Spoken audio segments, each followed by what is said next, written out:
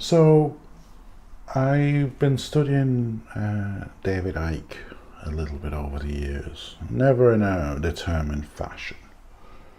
And I'm intrigued by him in many ways, and maybe not for the reasons that you might first think. So basically, for those of you who don't know him, certainly you can Google him. I haven't Googled him recently.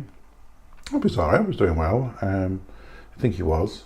He was doing a lot of tours and lots of talks and stuff, and I've watched a few of them and I always enjoy them, and that's the first thing. And I think if people know from my episodes, my position on religion and things of that nature, I'm very open to listening to people's views, and I'll listen and I'll make the effort. And David Icke, nothing to do with religion, of course, but yeah, I'd listen to him, anything he has to say, anything he puts into print, anything he stands up on a stage in front of people, I'll listen to him, no problem at all.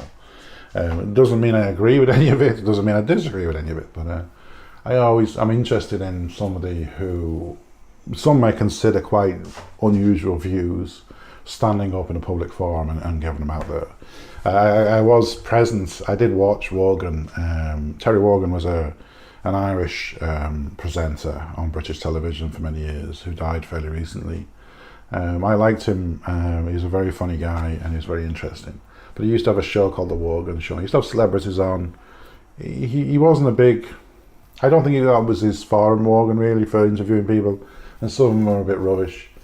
But on the radio, talking to a wall, talking to people, he was amazing. And yeah, a lot of respect for him. Very sad though, and he died fairly recently. But so he was on his show, and it used to be like 5 days a week, this show. It was a lot of episodes, and it was celebrities every night. And David Icke was on there. David Icke, I remember from television, has been a sports presenter. My understanding is he'd actually been, I think, a professional footballer. I was going to be a professional footballer, and I think he got arthritis and basically put paid to his career. But he was a very good sports presenter, and I remember seeing him. So it was quite strange then when something happened and it appeared that he was making comments that I think a lot of people found was somebody who'd had some sort of mental breakdown. And I think looking back at the time, I think I thought that as well. I seen him on the Wogan Show and people were laughing at him. It was quite an awful situation, and I think Wogan got criticised over this, the way he was treated. If he had have had a mental breakdown, if he had have been mentally ill, that shouldn't have been the way he should have been treated. So it was pretty bad looking at it. Looking at it now, yeah. But they're very interesting. I won't go into too much detail about the interview itself or anything like that. But I think one of the things that David Icke talks about quite a lot is the reptilian race, that there's a conspiracy. And he mentions, I think, the royal family of the UK, and that they're really shape-shifting reptilians. And that there's they're in control, I think, is essentially it. From there, so I mean that's pretty powerful stuff, and for the logical mind, it's hard to comprehend. But just going through some of it, and I'm not saying I agree with any of what he says. I'm not saying I disagree either. But there's definitely a thread running through it, which I sort of wonder, and it's more along the lines of the conspiracy thing, in the sense of, I mean, we think of conspiracies, we think of things being covered up by the powers that be, but I actually think the conspiracy is a little bit more mundane than that. And I'm going to give you an example now of what I mean, and a bit of this is from personal experience. So I grew up in what I consider to be a working class family. My father was unemployed for most of my childhood, actually, I think, looking back. And when he was working, he is a skilled engineer. There wasn't fantastic jobs. My mother didn't work when she was at home before she left, so my father was the wage earner. But I grew up thinking, get a job when you're old enough, get a job, make some money, have a career, retire and die. And it sounds a little banal now, looking back in a sense, but essentially that was it. You get a job, a good job, you work hard, you retire, you die. The aspirations is pretty much that you can support yourself and your family, then retire and die, and that's it. And this is quite a common thing, I think, in society in general. Less so in some countries. I'll cover that later, but certainly in the UK and Ireland, for the bulk of people today, people listening, you work because you need the money. You know, you go out, you work, you get a job. You don't want to be a manager, you don't want to be the boss, you don't have your own company. You do it, retire and die. Brilliant. But that's not how it should be, because I think people are made of more. I'm made of more. I think my parents are made of more. They're still with us. Still alive.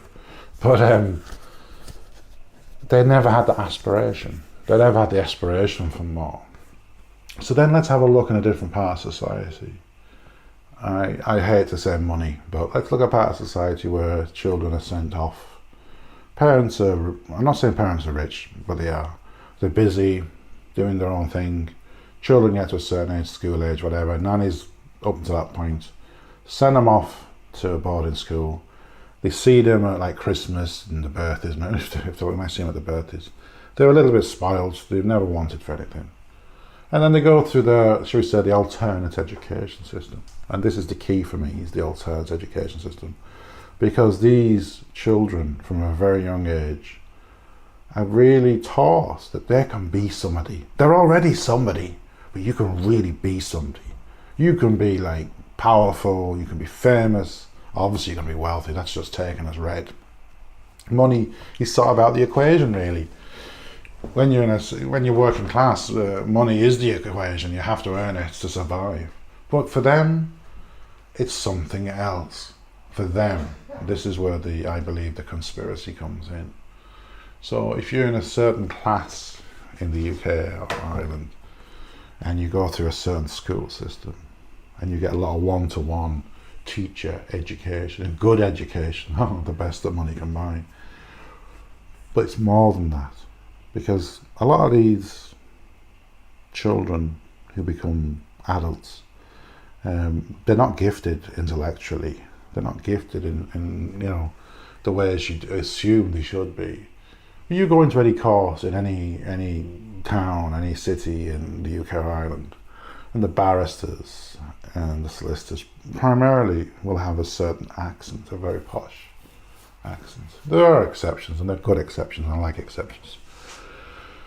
So they're taught from a young age, you can be somebody, you can do this, whatever you want to do, you've done. Now, okay, if the parents, if the generations of a certain industry, then they're going to have a call to that industry in a sense. But not always. More often than not, they'll have their own companies and they'll be in charge. And to me, that's where the conspiracy really exists, is they're brought up through a different system than the majority of people. And they end up being those in charge. They end up being the heads of companies, the masters of industry. Not doing the work themselves, of course, that'd be silly, wouldn't it? But so the conspiracy thing, it's way more subtle, I think, than an out and out. Keep those poor people down and let the wealthy do well. And I have a lot of respect for people who've come from very poor upbringings and have done well. That really is it's a huge achievement when you think society is stacked against you. If you're, I don't know what you want to use the phrase, I mean, I mentioned working class, and that's a bit unfair of a phrase, I think, but if you're an individual contributor, if you're a heavy lifter, if you're somebody who works hard, you put the effort in, you put the work in, even if you hate it, and all your reward is a meagre salary. I think it's wrong, and I think it's definitely prevalent in the UK and Ireland in a big way. Across Europe, definitely so. I think America might be slightly different. My feeling is there's this thing of, Americans are brought up to think they can do what they want, they can be something, and in much more of a general sense than in Europe, and certainly in UK and Ireland. And I sort of like that way. That way that you can be something, and everybody can be something. You've all got, anybody listening to this now, you can all do well. I mean, I don't want to talk about making money, but you can do well, and it doesn't mean necessarily just making money, but progress, develop, with a little bit of effort. Is it really worth killing yourself for a company that will get rid of you in a heartbeat? If you was to die tomorrow, the company would carry on. You got to think of yourself, think of your own career. And just remember, because you the manager, the managing director, the solicitor, the barrister, the judge, the lawyer. A lot of them have come from a privileged background, That's how they got there. You imagine what you could be and what you can do if you just put the effort in and realize that you too can do that as well.